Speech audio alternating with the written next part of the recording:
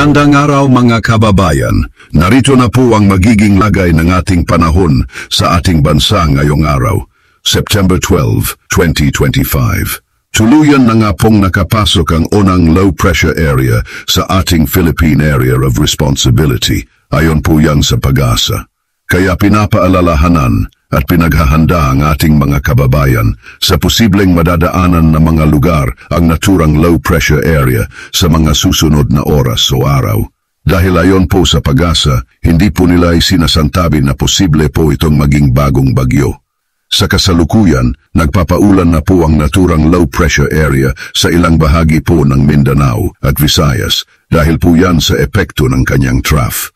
Para po sa karagdagang impormasyon ukol sa low pressure area na papalapit sa ating bansa at sa magiging lagay ng ating panahon ngayong araw, pakinggan natin mula po sa weather specialist ng PAGASA mga kababayan. Meron po tayong binabantayan na low pressure area at ngayon nga po meron pa po itong low chance na mag-develop bilang isang bagyo sa susunod na 24 oras. Pero yung trough naman po niya or yung extension ng kanyang mga kaulapan ay nakakaapekto na po dito sa may silangang bahagi ng Visayas at Mindanao. Particular na po dito sa may Eastern Samar, dito din po sa may Southern Leyte, Dinagat Islands, pati na rin po sa Surigao del Norte, Surigao del Sur at sa may Davao Oriental. Asahan na po natin yung mga makulimlim na panahon na may kalat-kalat na pag-ulan, pagkulog at pagkidlat dahil sa trough nitong ating low pressure area.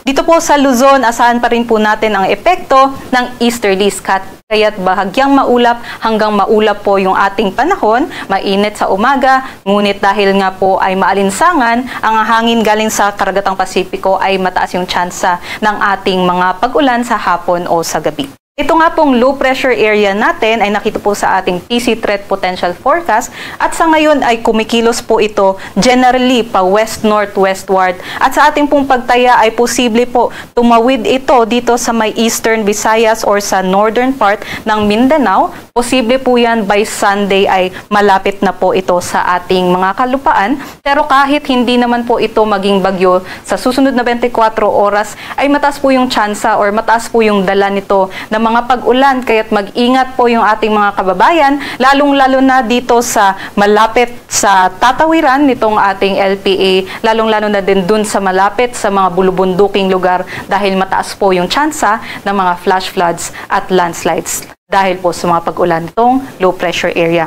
Dito naman po sa Palawan, Kabisayaan at sa Mindanao, yung trough nga po ng LPA ay habang ito'y patuloy na nga pong lalapit dito sa ating mga kalupaan ay patuloy po ito magdadala ng mga pag-ulan at maulap na panahon sa may silangang bahagi ng Visayas at sa Mindanao. Particular na nga po dito sa Eastern Visayas, sa may Caraga region, pati sa Northern Mindanao at sa may Davao region. At yun nga po, mag-ingat ang ating mga kababayan, lalong-lalo na po dun malapit sa mga bulubunduking mga lugar. At para naman po sa ating sea conditions, wala po tayong nakataas na gale warning sa anumang baybaying dagat ng ating bansa. Kaya't malaya po makakapaglayag yung ating mga kababayan na mga mandaragat. Ito din po yung ating mga sea conditions o mga pag-alon ay abot lamang po sa light to moderate. Dito sa may Luzon at Visayas at sa Mindanao ay light naman po o banayad yung ating aasahan na mga pag-alon. Narinig nyo na po mga kababayan, mismong PAGASA na po yan. Ang mahalaga, huwag po nating kalimutan ang kanilang paalaala sa ating lahat.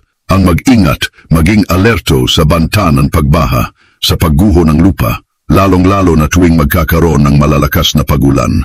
Hanggat maaari, lumikas sa mas ligtas na lugar. Muli po, huwag nyo pong kalimutang mag-like, i-share at higit po sa lahat, mag-subscribe sa channel na ito para lagi po kayong updated sa magiging lagay ng panahon sa ating bansa. Hanggang sa susunod po muli na update mga kababayan. Ito po ang balita sa bansa na nagsasabing, hanggat magkakasama tayong lahat, may PAGASA.